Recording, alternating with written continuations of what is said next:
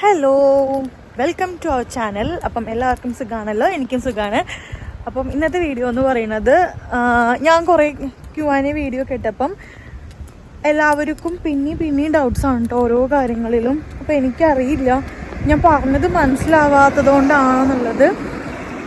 അപ്പം അതിനകത്ത് ഒന്നാമത്തെ കാര്യമാണ്, നിങ്ങൾക്ക് വിസ സബ്മിറ്റ് ചെയ്ത് വിസ ഗ്രാൻഡഡ് മെയിൽ വന്നു കഴിഞ്ഞാൽ RP കാർഡിനുള്ള വന്നു കഴിഞ്ഞുള്ള മെയിൽ വരുമെന്നുള്ളത്. അത് കേസ് ബൈ കേസാണ്. മോസ്റ്റ് ഓഫ് ദ കേസിലും എൻ്റെ ഒരു അറിവ് വെച്ചിട്ട് നിങ്ങൾക്ക് RP കാർഡ് വന്നിട്ടുണ്ടെങ്കിൽ മെയിലോ കാര്യങ്ങളൊന്നും വരില്ല.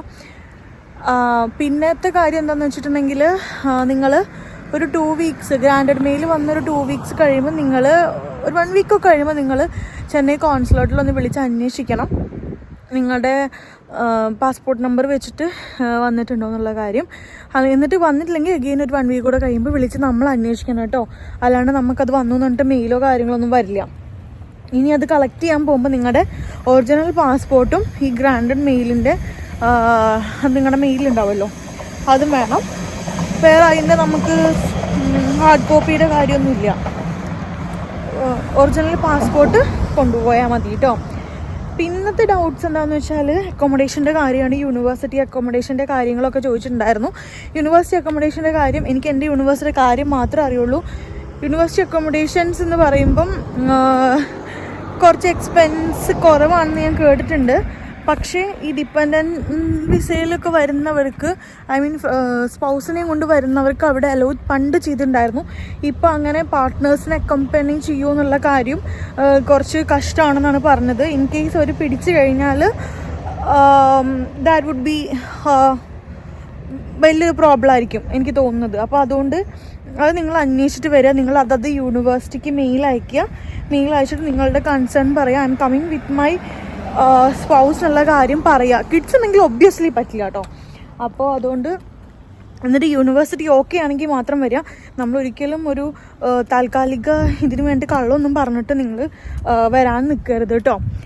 പിന്നെ നിങ്ങൾക്ക് ലൈസൻസ്, നിങ്ങളുടെ ഇന്ത്യൻ ലൈസൻസിൻ്റെ കാര്യം പറയുകയാണെങ്കിൽ, നിങ്ങൾക്ക് നമ്മുടെ ഇന്ത്യൻ ലൈസൻസ് നമ്മൾക്ക് ഇവിടെ 1 ഇയർ യൂസ് ചെയ്യാം. 1 ഇയർ ചെയ്തിട്ട് നമുക്ക് 2 ഇയർ കോഴ്സുള്ള സ്റ്റുഡൻസിനാണെങ്കിൽ നമുക്ക് 1 വർഷം കൂടെ കോഴ്സ് ഉണ്ടെന്ന് പറഞ്ഞിട്ട് നമുക്കത് എക്സ്റ്റൻഷന് കൊടുക്കാൻ 2 ഇയർ കോഴ്സ് ആണെങ്കിൽ നമുക്കത് 2 ഇയർ കോഴ്സാണ്. നമുക്ക് 1 ഇയർ കഴിയുമ്പോൾ നിങ്ങൾക്കത് എക്സ്റ്റൻഷന് കൊടുക്കാം. മെയിൽ അയച്ചിട്ടോ പോസ്റ്റിൽ അയച്ചിട്ടോ നമുക്ക് 1 ഇയർ കൊണ്ട് കോഴ്സ് ഉണ്ടെന്ന് പറഞ്ഞിട്ട് എക്സ്റ്റൻഷന് കൊടുത്താൽ എക്സ്റ്റൻഷൻ കിട്ടുമെന്നാണ് പറഞ്ഞിരിക്കുന്നത്. ഡ്രൈവിംഗ് ലൈസൻസിൻ്റെ കാര്യം യൂഷ്വലി നമുക്ക് 1 ഇയർ നമുക്ക് നമ്മുടെ ഇന്ത്യൻ ലൈസൻസ് വെച്ചിട്ട് ഇവിടെ ഡ്രൈവ് ചെയ്യാം. പക്ഷേ പ്രൊവൈഡഡ് നിങ്ങൾ ഇന്ത്യൻ ലൈസൻസ് ഇൻ്റർനാഷണൽ ലൈസൻസിന് ആക്കി മാറ്റിയിട്ട് വേണം ഇങ്ങോട്ട് കൊണ്ടുവരാനായിട്ട് കേട്ടോ. അപ്പോൾ അത് നമുക്ക് നല്ലൊരു അഡ്വാൻറ്റേജ് ആയിട്ട് എനിക്ക് തോന്നിയിട്ടുണ്ട്. ഇവിടെ വന്ന് ഫുഡോറ ഡെലിവറി ചെയ്യാനൊക്കെ അടിപൊളിയായിരിക്കും. ഞാൻ നോക്കുമ്പോൾ ദേ ഒരു സായിപ്പ് വിൻറ്റേജ് കാറിൽ പോകുന്നു കണ്ട. ഓക്കെ ദെൻ പിന്നെന്തായിരുന്നു, ഞാൻ അക്കോമഡേഷൻ അസിസ്റ്റൻസ് ചെയ്ത് കൊടുക്കുന്നുണ്ട്. പക്ഷെ ഞാൻ പറഞ്ഞല്ലോ ഞാൻ ചെയ്തു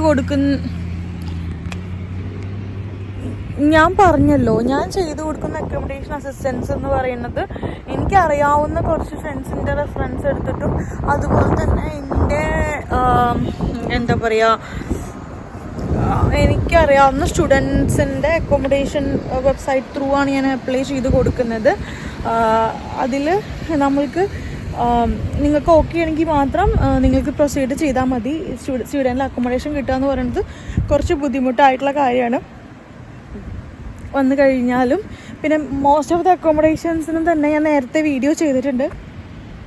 അക്കോമഡേഷൻ്റെ വീഡിയോ ചെയ്തിട്ടുണ്ട്. ഇത് ഉണ്ടായിരിക്കും, ഡെപ്പോസിറ്റ് ഉണ്ടായിരിക്കും. അപ്പം ഡെപ്പോസിറ്റും അടയ്ക്കണം. പിന്നെ നമ്മൾക്ക് 1 മന്തിൻ്റെ റെൻറ്റ് നമ്മൾ നേരത്തെ തന്നെ പേ ചെയ്യണം. പ്ലസ് നമുക്ക് നോട്ടീസ് പീരീഡും ഉണ്ടായിരിക്കും കേട്ടോ. ഞാനിങ്ങനെ മാറുന്നത് വെച്ചാൽ ഇങ്ങനെ നടക്കുമ്പോഴാണ് വീഡിയോ എടുക്കുന്നത്. വല്ലപ്പോഴാണ് വെളിയിൽ ഇറങ്ങുന്നത്. അപ്പോൾ സന്തോഷം കൊണ്ട് വീഡിയോ എടുത്താണ് കേട്ടോ. ഇനി എന്തെങ്കിലും നിങ്ങൾക്ക് ഡൗട്ട്സ് ഉണ്ടെങ്കിൽ നിങ്ങൾ താഴെ കോമൻറ്റ് സെക്ഷനിൽ വന്ന് ചോദിക്കുക. ഒരുപാട് പേര് എനിക്ക് എന്താ പറയുക ഇൻസ്റ്റഗ്രാമിലൊക്കെ മെസ്സേജ് അയച്ചിട്ടുണ്ട്. I M so happy for that. അപ്പോൾ നിങ്ങളത് കമൻറ്റ് സെക്ഷനിൽ വന്ന് ചോദിക്കുകയാണെങ്കിൽ എനിക്ക് എൻ്റെ വീഡിയോസ് ഇത്ര പേരിലേക്ക് റീച്ച് ആവുന്നുള്ള കാര്യം മനസ്സിലാവുമല്ലോ. അപ്പോൾ അതുകൊണ്ടാണ് കേട്ടോ. അപ്പം അത്രയേ ഉള്ളൂ. നമുക്ക് മറ്റൊരു വീഡിയോയിൽ കാണാം. അതുവരേക്കും ടാറ്റാ.